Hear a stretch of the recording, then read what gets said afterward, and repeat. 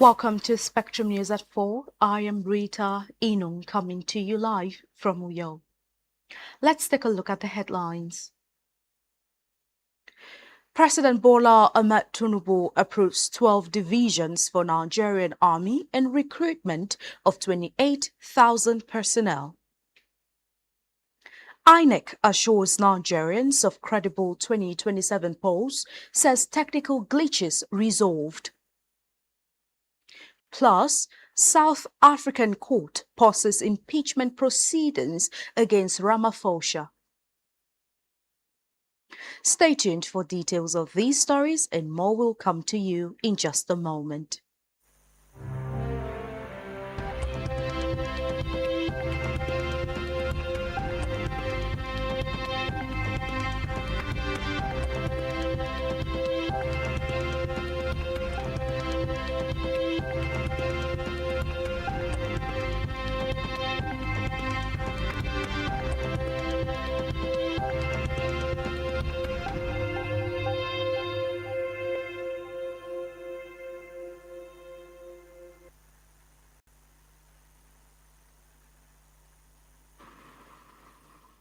Good afternoon and many thanks for staying tuned. We take you through the rest of the news stories. First in the news at 4 is that President Bola Tinubu has approved the expansion of the Nigerian Army from 8 to 12 divisions and the recruitment of 28,000 additional personnel to strengthen the country's security. The presidency said the move is aimed at improving the Army's ability to respond to security threats through better equipment, troop welfare and force modernization. Meanwhile, the restructuring will be carried out in 2 phases, with the first ending in September 2026 and the second by December 2026, while President Bola Tinubu reaffirmed his commitment to supporting the armed forces. And from the Green Chamber, the House of Representatives has passed the executive bill seeking to establish state police in Nigeria after withdrawing its own constitutional amendment on the same issue. The bill, transmitted by President Bola Tinubu, seeks to amend the 1999 Constitution to allow for the creation of state police as part of efforts to improve Nigeria's security. Following the passage of the executive bill, the House also withdrew its earlier proposal and dissolved the 12-member conference committee set up to work on the previous version.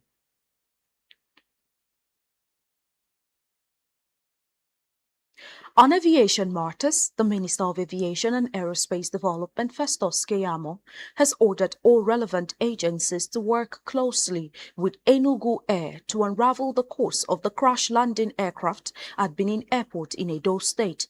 Keyamo said this while reacting to the incident in a post on his verified X handle today. Recall that an Enugu aircraft went off the runway after landing at Benin Airport yesterday.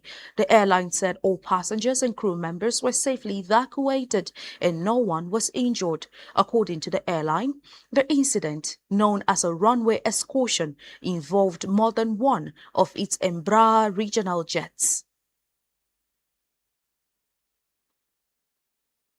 In another development, the Nigerian Education Loan Fund has commenced the payment of June and July upkeep allowances to student beneficiaries across the country.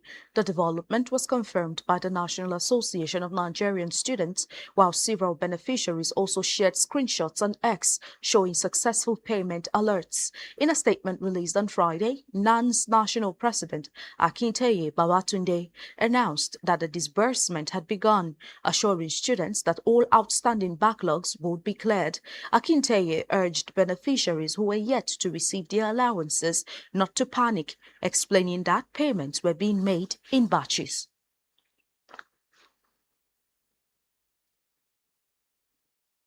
On electoral matters, the Independent National Electoral Commission (INEC) has expressed confidence that it has overcome the technical challenges that affected the electronic transmission of results during the 2023 general election.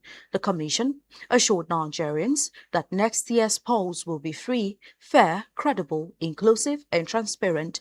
INEC also announced that it was considering conducting a nationwide mock exercise on the electronic transmission of election results well ahead of the 2027 general election to further test its systems. INEC's National Commissioner Abdullahi Zuru, who represented the Commission's chairman Professor Joash Amupiton at a policy roundtable on electronic transmission of results, said the Commission had learned from the shortcomings recorded during the 2023 elections and had significantly improved its deployment of election technology. To Security Matters, where the Independent Corrupt Practices and Other Related Offences Commission, ICPC, says it has uncovered 908 suspected ghost workers in at least 50 federal ministries, departments and agencies. During a payroll verification exercise, the Commission said about 942 million naira paid as fraudulent salaries have been recovered, with the Nigerian police force recording the highest number of suspected fake workers at 570. According to the ICPC chairman, Musa Aliyu, the investigation also found suspected ghost workers in the National Water Resources Authority, 80, the Federal Ministry of Works, 56, the Ministry of Foreign Affairs, 24, and the Ministry of Defense, 19, among others, adding that, in one case, a suspect allegedly placed the names of his wife, son, and mother-in-law on the government's payroll while also collecting the salaries of 12 workers. In Africa, a South African court ruled on Friday in favor of President Cyril Ramaphosa's bid to pause impeachment proceedings against him over a scandal involving $500,000 stashed in a sofa at his ranch. Ramaphosa asked the Western Cape High Court to stop the work of a parliamentary impeachment committee until his review of a November 2022 report that found he may have committed serious violations as misconduct. Ramaphosa has denied any wrongdoing and ruled out resigning over the incident since the allegedly undeclared stash of foreign currency came to light after it was reported stolen in 2022. Ramaphosa is accused of hiding from police and tax authorities a 2020 break-in and theft of $580,000 at his luxury Fala farmhouse in Northern Limpopo province. On the foreign scene, U.S. has imposed new tariffs on 60 trading partners in the latest escalation in the trade war reignited by U.S. President Donald Trump when he returned to office last year. Those targeted, including the United Kingdom, China, Nigeria, and the European Union, will face a tariff of 10% to 12.5% on all goods imported into the United States. The tariffs, which replace an identical levy that expires today, are based on claims that key economic partners have failed to properly tackle forced labor. Recall that the United States Supreme Court had ruled earlier this year that many of the tariffs imposed globally under emergency powers were illegally enacted. The new duties apply to the top 60 U.S. trade partners, covering 99.4% of U.S. imports. And still on the foreign scene, U.S. President Donald Trump has said that a proposed civilian nuclear deal with Saudi Arabia will only go ahead if the kingdom normalizes relations with Israel by joining the Abraham Accords. Saudi Arabia has so far refused, insisting there must first be a clear path to an independent Palestinian state. Meanwhile, the agreement, which would allow Saudi Arabia to develop civilian nuclear technology with U.S. support, is still subject to approval by the United States Congress.